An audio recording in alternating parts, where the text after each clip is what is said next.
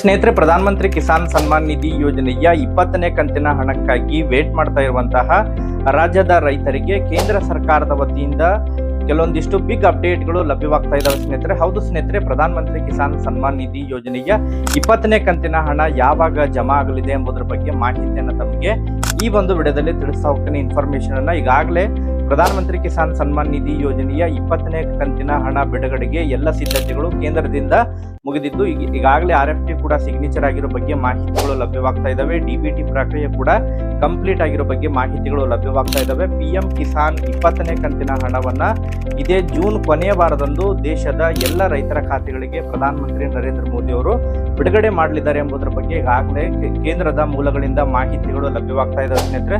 So ಇನ್ನೊಂದು 3-4 ದಿನಗಳಲ್ಲಿ ರೈತರ ಖಾತೆಗಳಿಗೆ PM ಕಿಸಾನ್ 20ನೇ ಕಂತಿನ ಹಣ ಜಮಾ ಆಗುವಂತಹ ಸಾಧ್ಯತೆಗಳಿದಾವೆ. ಸೊ ಕ್ರೆಡಿಟ್ ಆದಂತಹ ನಂತರ ಪ್ರತಿಯೊಬ್ಬರು ಕೂಡ ಕಮೆಂಟ್ಗಳನ್ನ ಮಾಡೋದ್ರ ಮೂಲಕ